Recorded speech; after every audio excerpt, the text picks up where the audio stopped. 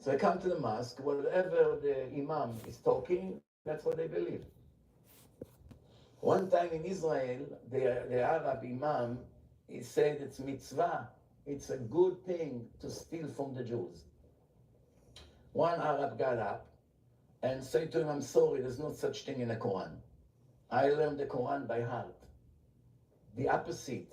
The Quran speaks very highly about the Jews. Sit, ya kalb, you trader, sit, you dog, you khanzir. That's how they reply when they don't have what to answer. You pig, you trader, you dog. How do you dare to get up when the Imam says it's mitzvah to steal from the Jews and you will debate me? Needless to say, before he arrived home, his father was waiting with a, not baseball bat, a metal bat. Metal. And broke every bone in his body. And they kicked him out of the village. And he went to Tel Aviv.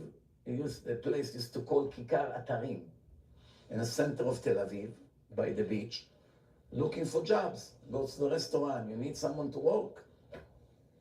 I found a job, started to roll. Then he met religious people, and he came on Yom Kippur to the synagogue, standing outside. He was curious to see what the Jews do. Saw hundreds of Jews with the white talit on their heads, and the prayers. He got so fascinated. We decided, anyway, I have no future with Arabs. They mark me as a traitor. I better convert, at least I can be religious. He called up his mother. He said to her, I have to talk to you, but I have to do it in person. But I don't know how I'm going to meet you. I'm afraid if I come, they'll kill me. She said, come in the middle of the day. No one is here. He got there, and the mother, he said to her, listen, I don't want you to be upset, but I decided to convert to Judaism. She said to him, son, let me tell you a secret. You don't need to convert to Judaism. You're already a Jew. I'm a Jew. I didn't want to tell it to you because I don't want to get you into trouble in school. I met your father in a disco club in Haifa. He told me his name is Rafi. Rafi. Rafi is Rafael. Short, like Yosef, Yossi. Michael, Miki. Rafael, Rafi. But it wasn't Rafi, it was Rafik. Rafik. You understand? Yusuf became Yossi. Ismail became Easy. And by the time she was already in relationship with this Rafi, settlement, got her everything she could dream about, with his nice Mercedes. And then the rest is already known, what happened to her. And now, that's how this guy told the story. All his life he's learning Quran, thinking he's a Muslim. In the end, he finds out he's a Jew. But he got up in the middle of the mosque, and he said to him, there's no such thing. Where is it? Show me in the Quran, where does it say to steal from the Jews? The opposite. The only people Muhammad trusted were the Jews. When he wanted to hide his sword, he gave that to his neighbor, the Jew, and only he trusted him. Why wouldn't give it to one of the Arabs? You know, the Arabs live by their sword. You have to have a sword if you're a man. And 1300 years ago. The sword is your life, like Hamas say. We rather die than to give out our weapon. They'll never give their weapon. The Americans, these naive Americans and Europeans living in a dream, they'll never give the weapon. If the entire Gaza will be burned to ashes, they will be living on the streets, in tents, in shoeboxes, with their gun. The minute they'll give up their gun is only when they die. There's no such thing that one of those radical murderers will ever give their weapon. They have no life without a killing tool, because their entire purpose is to kill. And again, not just Jews and Christians, Muslims. They kill more Muslims than they kill Jews and Christians. Make no mistake. These Hamas and Hezbollah and Jihad and the Houthis and Iran, all these terror organizations are the #1 enemy of Muslims, of good Arabs, who wants to live and serve God and be peaceful and be honest and be modest. Every time they go on a plane, their life is a nightmare. What's your name? Abdallah, come to the side. What's your name? Samir, come to the side. What's your name? Ibrahim, come to the side. What's your name? Muhammad, come to the side. When you say my name is Chris, they don't say come to the side. My name is Isaac. My name is Mr. Chung Chang Li. They don't say come to the side. My name is Stanislav Popov. They don't say come to the side. My name is Muhammad, to the side. 2 billion Arabs, let's say 90% of them are good and not terrorists. 1.8 billion innocent people are suffering every time they get on a plane, every time they come to the border, every time they get on a bus, everyone gets nervous. Their life is hell. Not because of the Quran, because of those idiot terrorists who took the Quran hostage, completely modify it, meaning when they speak, they say the exact opposites of what's written over there, and everybody who doesn't follow them, they kill him. And again, not only Jews. So let me read to you something. You can go and check later on. Don't say I'm making it up. You know I speak with sources. I'm not here to insult anyone. We search for the truth. Every human being is entitled to search for the truth. You can ask any question, you can debate, you can bring your proofs, listen to the other side's proof, and make up your mind. Don't be close-minded. I always tell people, they say to me, I want you to speak to my child. Why? My child is a troublemaker. In yeshiva, he asks too many heretic questions. His Rebbe already targeted him as a burden. He's an apikores, he's a shegetz. Another week or two, we're going to throw him out of yeshiva. Once you throw him from yeshiva, he's going to have to go to public school. That will be the end of him, the end of his soul. What is crime? He asks questions that are fate, questions of fate. How do I know really the Red Sea opened and we came through? How do I know it's not a fairy tale? How do I know the Jewish people heard the voice of God? How do I know that God brought us bread from heaven? How do I know about this and how do I know about that? And he said to me, look, he has no faith. And I say to them, you should thank God 1,000,000 times that you have this kid and not some fool that never asks any questions. Your kid is out of the ordinary. Everyone is a sheep. The shepherd takes them right, they go to the right. He takes them left, they go to the left. They never ask questions. They never have any dilemmas or any doubts. That means they're stupid. Only someone who has a lot of suspicion is smart. Prove to me this, how do I know this? But you have to, at the same time that you are suspicious and you have questions, you have to be honest. The problem with a lot of the suspicious people that they are crooks. Crooks, scammers. You give them the best answers with no doubt whatsoever, and right away they jump to another question. Hey, I just gave you an answer. What's your reply? Change the subject. Because he's not searching for the truth. Just like when I was with this debate with Sniko the Snake, the Muslim, he brought some animal. In the end, after an hour and 20 minutes, he got me some guy, behaved like an animal, got on a stage and started to scream. Right away, you know, I don't need more than a minute to detect a person. Right away, I saw a vile person. And immediately, as soon as he opened his mouth, I saw right away Bilam HaRasha. First thing came out of his mouth was, Abraham was Muslim. King David was Muslim. Donald Trump is, no, that's he didn't say. But Abraham, I said to him, how Abraham was Muslim? He was 4,000 years ago, and Islam was made up 1,300 years ago. By the way, it's also not 100%. But according to your claim, the Quran is only 1,300 years ago. Abraham was 2,700 years ago before someone made up that religion. How exactly he was a Muslim? So when you deal with crooks, remember, don't waste a minute. The argument is over. I don't have time for you. I'm not arguing with dogs. I'm arguing with people. Jews, non-Jews, doesn't matter. People that have dignity and honesty. A dog wants to bark, put him, you know where, in a cage. Let him bark all day. We don't have time to waste on such animals. You want to debate? I debated the Christian professor. He was polite. He made a point. I made up my points. Everybody saw. But there was a point to debate him 3 hours. I debated Sliko.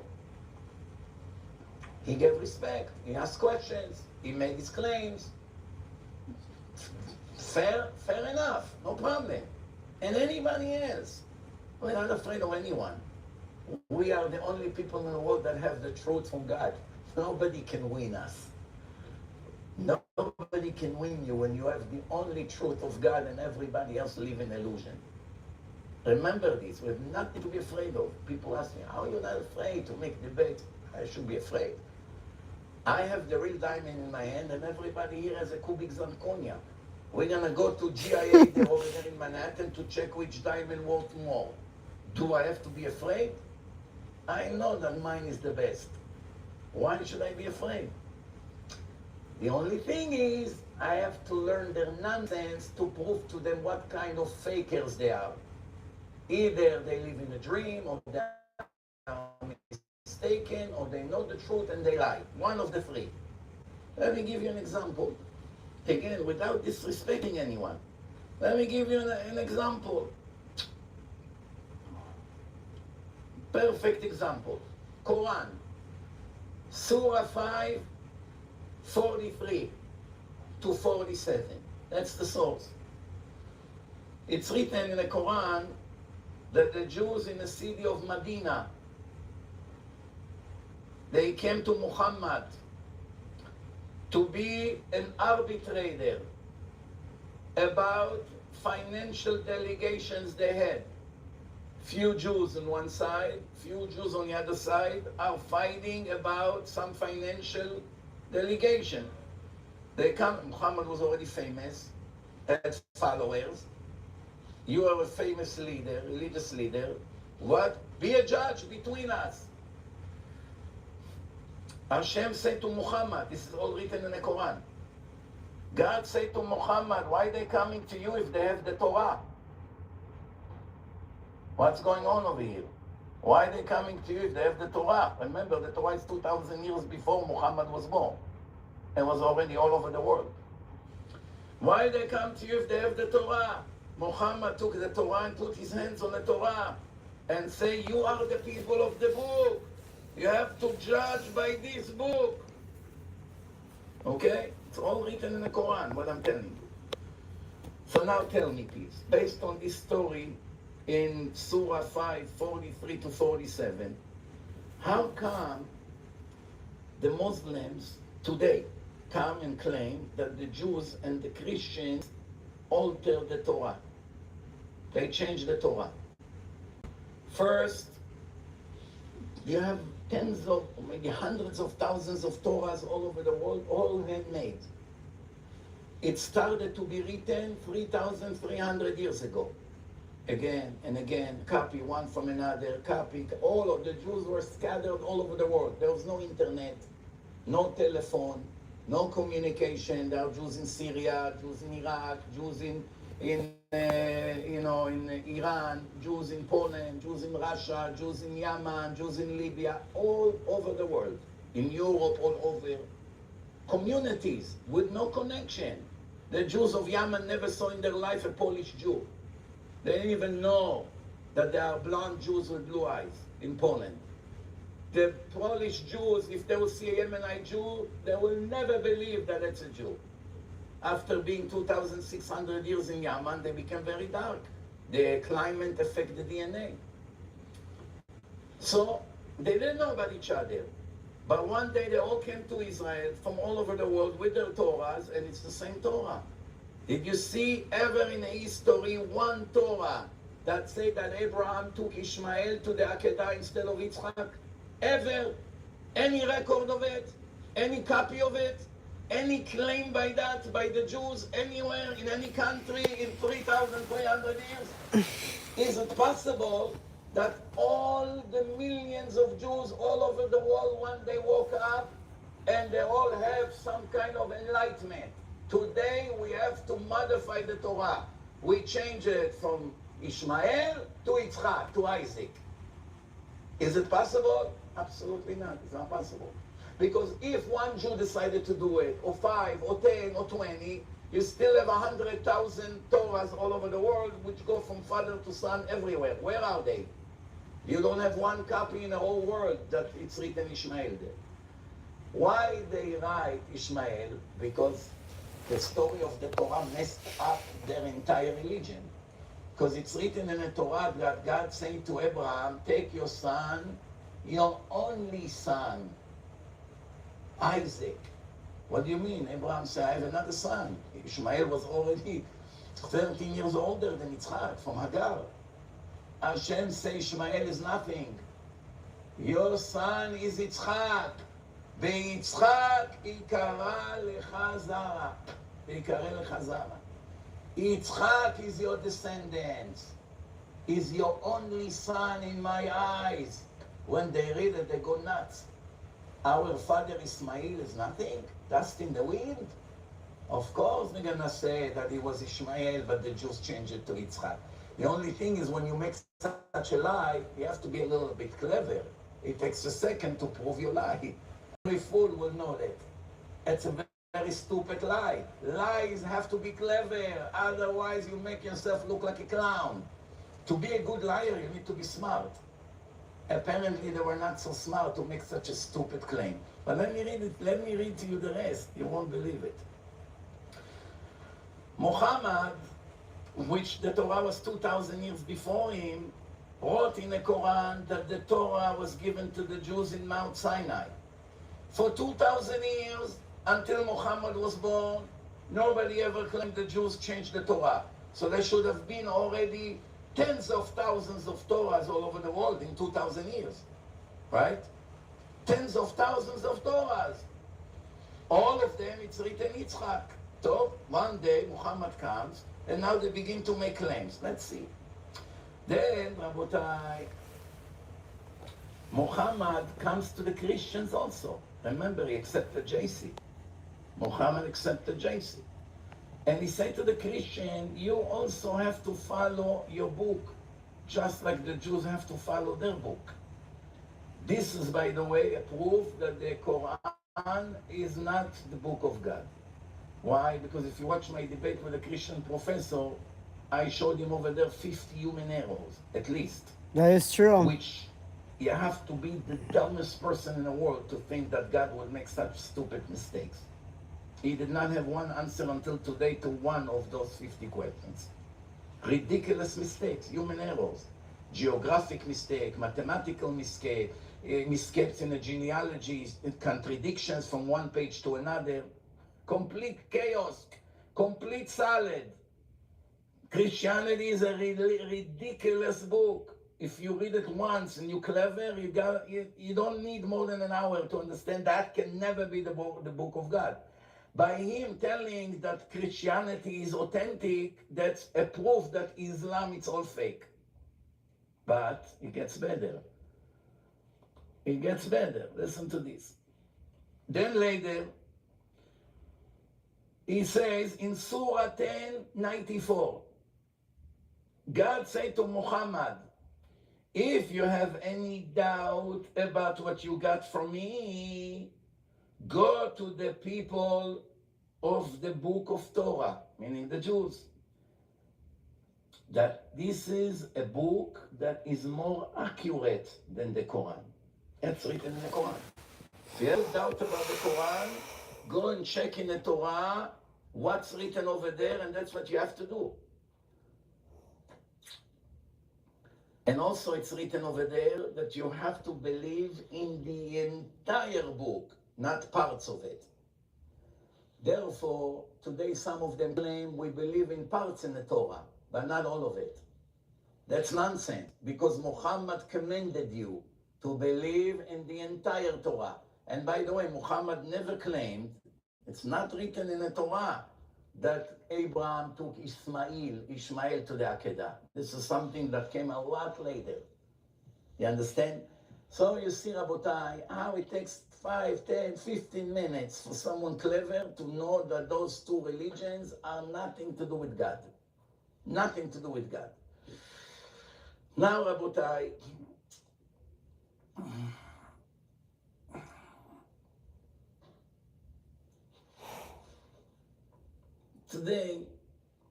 yesterday actually, they had an earthquake in Egypt. You heard about it? 5.5. Once it's 7 and up, buildings can crack or fall. So 5.5 is shaking the area. It was felt in Israel as well, all the way to Rehovot. Rehovot is about half an hour south of Tel Aviv, driving. So it's almost all the way to Tel Aviv, almost.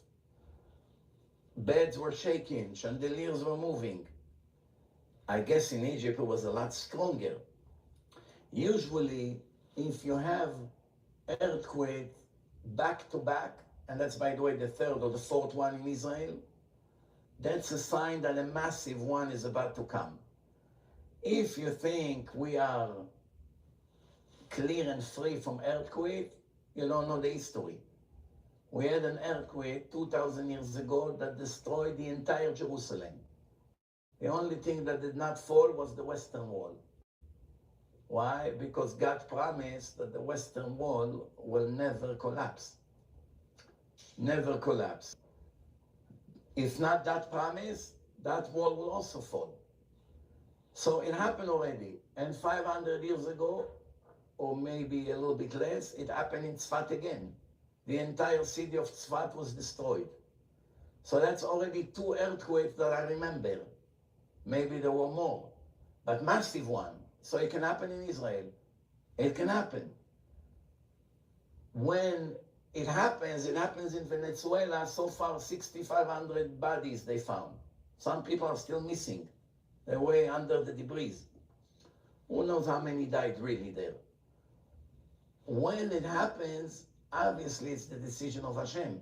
Hamabit la'aretz vatirad. There's a verse in Tehillim. When God is in a judgment mode, and he look to the earth and shake it. That's all he needs. That Hashem is a judgment on a place and shake out the whole land. And 1 million people can die. Happened in San Francisco a few times. Happened in LA. LA now is more protected. Why? 2 reasons. You have thousands of Bnei Torah there in LA. You go to La Brea, you go to the synagogue, you see a lot of religious people there. And in other neighborhoods, Pico, Beverly Hills, the Valley, a lot of neighborhoods. I've been in LA more than 100 times. In every possible community I've been. There's a lot of religious people there. But they also have one of the top 3 tzaddikim in the world, Rav Eliyahu Netaneli, that lives there in Pico. As long as he's there, nothing bad will happen there. His merit will save the whole place. Here in New York, like I say, you have tens of thousands of Bnei Torah, big yeshivot. New York, New Jersey, Baruch Hashem, it's a place of Torah. Go to Lakewood, 10,000 people sitting in BMG, 10,000 people. You go to Mir, thousands of people. You go to many, many yeshivot, 100, 200, 500, 1,000. Bli ayin hara, ken yirbu. The power of Torah protects the place. If you want to be protected, always live in a place of Torah. If you want Hashem to accept your prayers faster and better, pray in a yeshiva, not in a regular synagogue. If you have in your town a yeshiva, go and pray there with the Bachurei Yeshivot. Or if it's a kollel also good. Married people that learn all day, they're in a kollel, and they have shachrit, mincha, arvit. Always better to pray with Bnei Torah, not with ignorant people.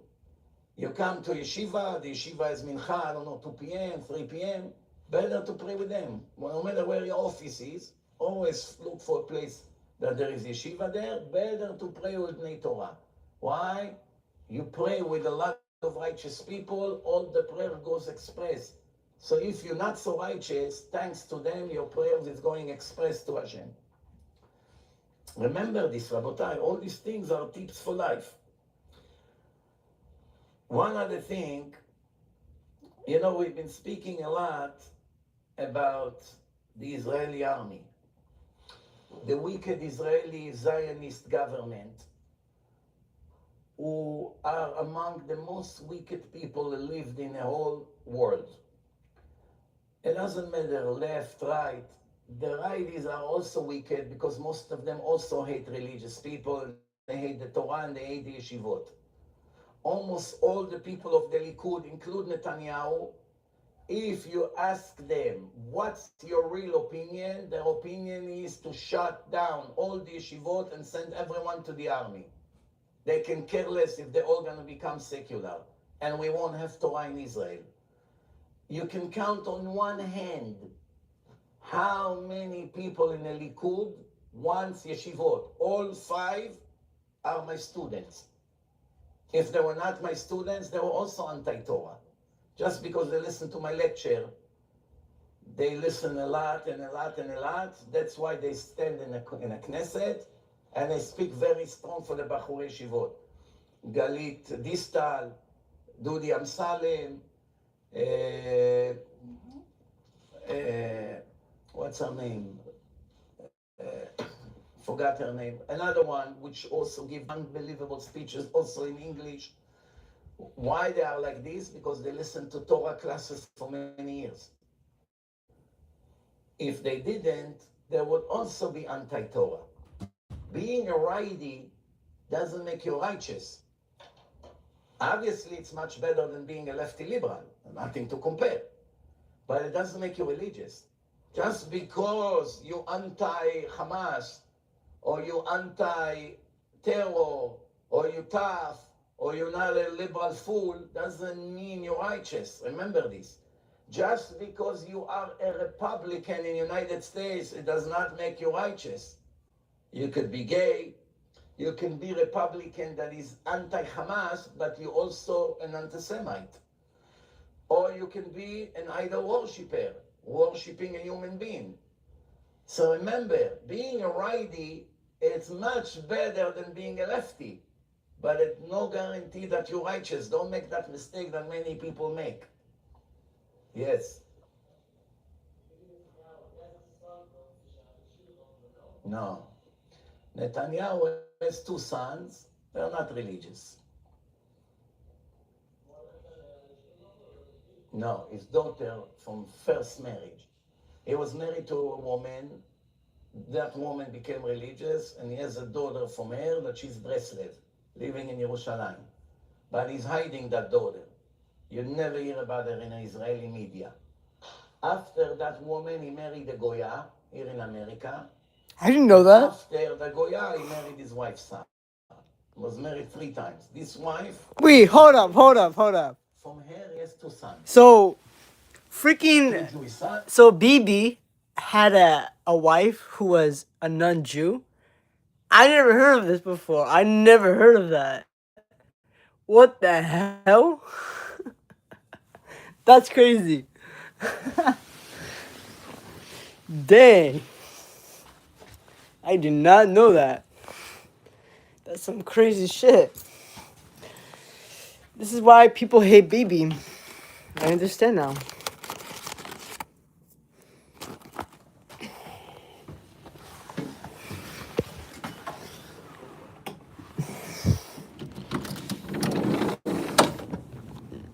I gotta smoke a cigarette.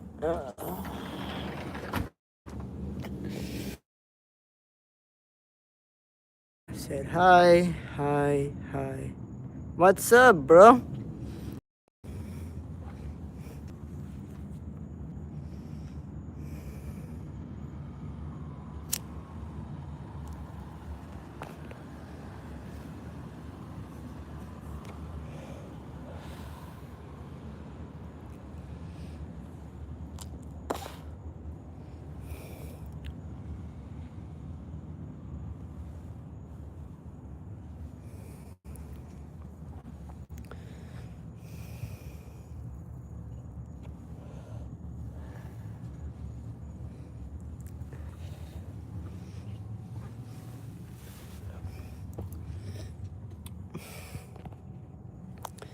Let me know in the comments if you like that video I was showing you guys. It's pretty amazing.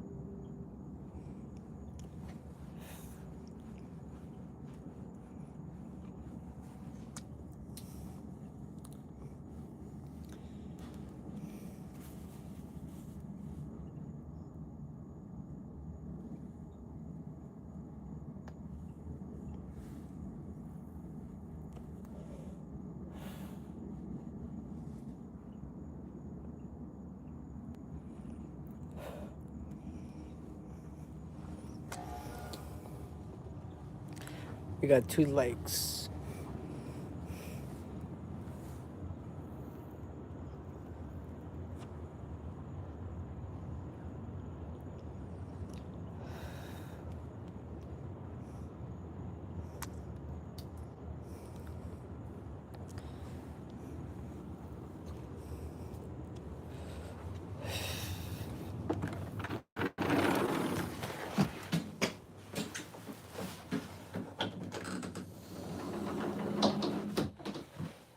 All right, let's go back on watching it.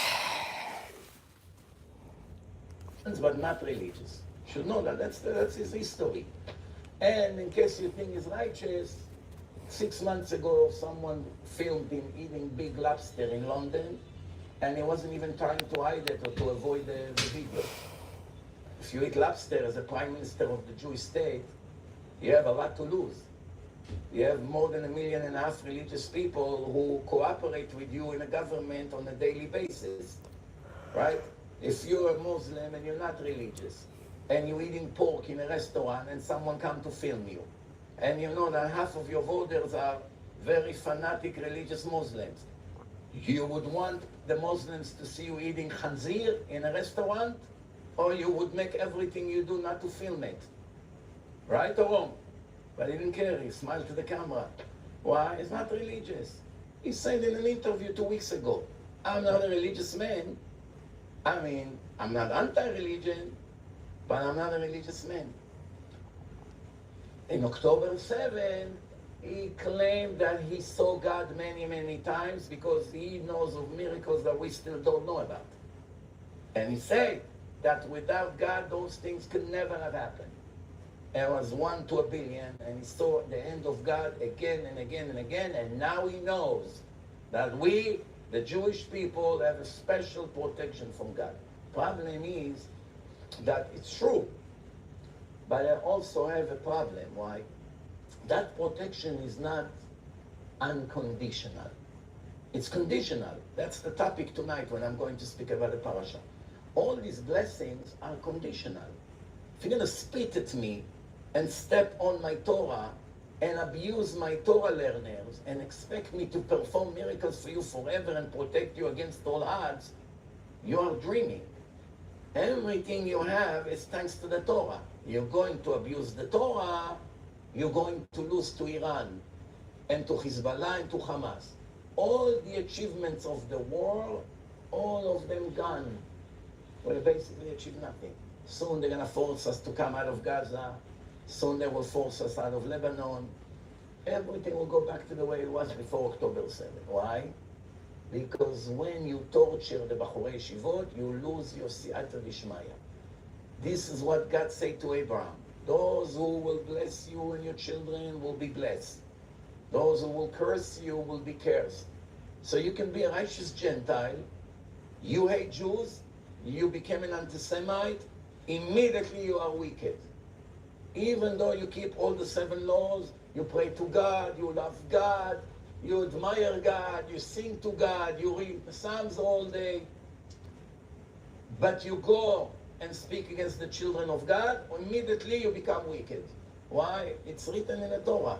You curse my children, automatically you are cursed. I don't have to do anything about it. It's the law of nature. You breathe gas, you choke to death. It's the law in nature. You have no oxygen, you die. You have no water, you die. You drink salty water, you become more thirsty. All of that is the laws of nature. You are a racist anti-Semite, you bring curses to your life and to your children's life. That's why they're not getting it. If they only knew how much they actually destroy their own life and their own countries and their own cities, they would never do it. What they gain by blaming the Jews for everything, as opposed to what they lose, there's nothing to compare. Would you pay for a bottle of water $1 million? No, right? What happens if you're very thirsty? Still won't do it. I'm not going to pay. I worked 30 years to save $1 million. I'm not going to spend it on a bottle of water unless I'm dead. Dead. If I'm about to die, then I have no choice. But as long as I'm not dead, I'm not going to do it. They think by going against the Jews and blaming the Jews for all their problems and making all their lies in social media, that they're going to make propaganda and they hurt the Jews. Their mistake is the Jews cannot get hurt because of what they say. The Jews can only get hurt if Hashem decided they will get hurt. Once the verdict in Rosh Hashanah, the Jews are wicked, they have to be punished, Hashem has billions of ways to punish them. They have to die, He will find how to kill them. They have to suffer in poverty, He will find how to take away their money. They will have to suffer exile or find a way for them to run out of the place. It has nothing to do with what the Gentiles write in social media or in the demonstration in colleges. Once the decision is made that Jews have to get hurt, Hashem ignites all these Nazis and they begin to go crazy and the violence begins. It's not the other way around. First, the decision is made on Rosh Hashanah every year, and that's based on how we behave. We keep the Sabbath or we desecrate the Sabbath. We steal in a business or we are honest. We are modest or we are against modesty. We are against abomination or we spread abomination. Are we against horrible movies in Hollywood or we are the ones that make those movies? After you put everything on a scale, a disaster results is coming, Hashem ignites one person like Mamdani or another Hussein Obama and Bernie Sanders and all other lowlifes. You remember this. So regardless of what they do, we are between us and Hashem. They are only the stick that Hashem may use, but they have many other sticks. Remember that. He doesn't need the Arabs. He doesn't need the Russians. He doesn't need Iran. He doesn't need them. He can use different sticks. He can bring another pandemic. He needs an Arab. If Hashem wants 1 million Jews, God forbid, to die, in 2 days, that could be 1 million people dead in Tel Aviv. He needs the Arabs to put bombs? No. Remember this. He only used them because they chose to come kill Jews. So he put two things together. You want to kill Jews, and that Jew has to die. I put you together in the same intersection in Jerusalem. You driving and looking who to kill. I bring 5 Jews that have to die today into this bus stop. And I direct you to that bus stop to hit them. But there are 2 other people there, they're not supposed to die, only to break their legs. Everything is calculated. Every bullet has an address. 2 bullets hit exactly in the same place, in the stomach. One that was old survived, and the young one died. The doctors cannot explain. Sometimes they survive, the surgery is successful, and he dies from some infection in the hospital. In the hospital, 2 days later, infection, and he dies. The surgery was successful. Sometimes the doctors come out, they say the surgery was very successful, but the patient died. How can it be successful if the patient died? The answer, come and watch the video. We did everything by the book.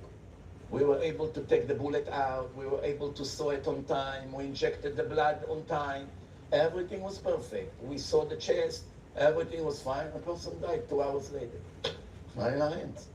We are not God. We are doctors. Mechanic just replaced your engine with a brand new engine. And then the engine went on fire. Nobody knows why. Only God knows why. But the job was done correctly. You hear the point? Remember this. Our problems is not the Goyim. The Goyim will only succeed if God decided that we should get hurt. If He wants us out of here. If He wants us to live in fear like in London or in France, then He ignites them. If not, they'll be very calm and quiet. There were generations that Jews and Arabs live in Arab countries for decades and it was relatively quiet. Here and there were incidents once in a while. Sometimes the Sultan was pro-Jews in Morocco. 5 generations already. King Muhammad, son of King Muhammad, son of King Muhammad, 5 generations. They are admiring the Jews, protecting them, teaching Judaism in school. They say few times in speeches that they believe that all their blessing in their country comes from the Jews. They reserve all the righteous Jews that buried in Morocco for generations. They pay for the security. When Jews arrive to Morocco, they have hidden detectives in the airport. As soon as they hear Hebrew or American Jews coming, the border people notify those detectives.